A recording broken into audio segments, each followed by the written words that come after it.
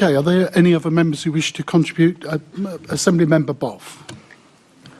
I'm sure you'd extend your thanks to your predecessor for authorising the Barking Riverside extension, which you seem to have claimed responsibility for. I'm really pleased to have worked closely with the teams that worked with the previous mayors, both Boris Johnson and Ken Livingstone, both of whom deserve huge credit for talking up our city. And the point that Keith Prince made about people in other parts of the country wrongly assume London gets everything, and both Boris Johnson and Ken Livingstone did an incredibly good job in a non-patronising way explaining to the country why when London succeeds, the country succeeds, and vice versa. And I hope he would, in a generous way, suggest that I've also tried to do the same. Thank you for that. We're now moving to questions to the Mayor in terms of the main part of our agenda. And the priority order paper. Each group is allocated amount of time to ask their questions that's proportionate to the size of their group. The first written question is titled Your Mayoralty from Assembly Member Wilson. Can I thank the member for his question? I promise to be Mayor for all Londoners, building a fairer, safer, greener and more prosperous London for everyone. As part of that, I'm proud of what we've achieved at the GLA in delivering value for money since I was first elected. At times, I've had to take difficult decisions and find huge savings in a large part because of previous governments made an absolute mess of our economy and public services. They cut significant funding to the Met Police, London Fire Brigade and Transport for London. Since I became Mayor, for the first time in its history, Transport for London has been reducing its deficit year on year, and in 2023-2024, TfL delivered its first ever operating surplus of £138 million, which was used to fund essential investment. The work TfL have done under my mayoralty means it has delivered more than £1.8 billion in recurring savings since 2016. The Mayor's Office for Policing and Crime and the Met have delivered savings totalling over £1.2 billion.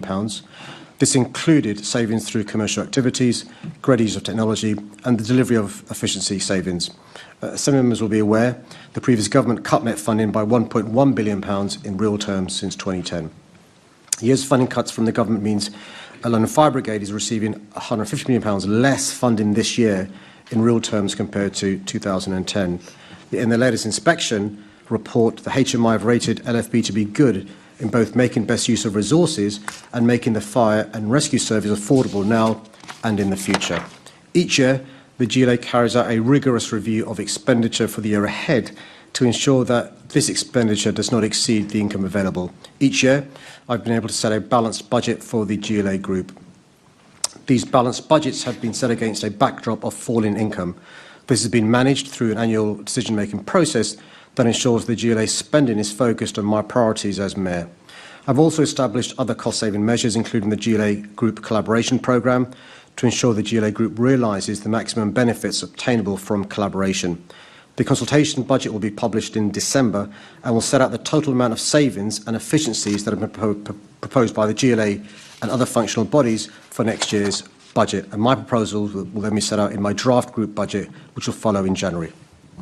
Thank you very much, Mr Mayor, and good morning and to yourself and colleagues here today. So, before last year's elections, you promised there would be a moment of maximum opportunity for Londoners, for there's the prospect of not just a Labour Mayor, but of a Labour government working together, and that together with the Labour government there's no limit to what we can achieve. But since then we've seen no funding for the Bakerloo extension, smoke and mirrors over the DLR extension, delays to crucial hospital projects including Whipps Cross, Epsom and St Hillingdon, St Mary's and Charing Cross, the local government so-called fair funding review, which is going to cripple some of London's borough's finances, and of course the current uncertainty over various funding streams for your own budget here in City Hall, integrated settlement, business rates reform and any replacement to the UK SPF. Do you regret giving the impression last year, Mr Mayor, that London would be a land of milk and honey if only we had a Labour government? Well, let's do with the various points raised by the member. Firstly, a lot of the problems we have as a city and as a country is because of the hard Brexit, which he campaigned for so proudly and so happily. Secondly, I'll give him some examples of the benefits we obtained since the government changed last July. In the previous year, the amount of capital money we received from the government for TfL capital money was £250 million. That was double in the first year of this government, and we've now got a multi-year deal for the first time in more than 10 years, which is north of £2 billion. We've also had the great news, not just in terms of the DLR extension, but further support from TfL, and there'll be more announcement over the course of the next couple of weeks, I would hope. In relation to policing, really important, we've had the biggest increase in international capital cities grant from a central government in more than 10 years, an increase of more than 30%. To the tune of £63 million towards the Metropolitan Police Service. We've had £11.7 billion from the government for affordable and social housing over the course of the next 10 years, and a further injection of £322 million towards a City Hall Development Investment Fund. Sadly, no money coming from the previous government in year. He wants examples of wins from the government, yet he's cutting me short. What is he scared of hearing? Thank you, Mr. Mayor.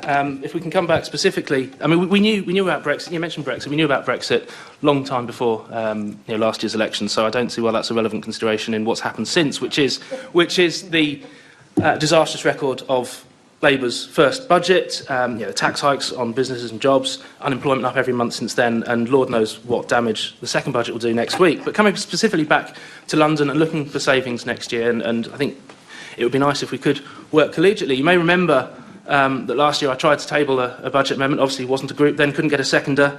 I asked if you'd encourage anyone to help, and you famously said that you would never encourage anyone to work with reform.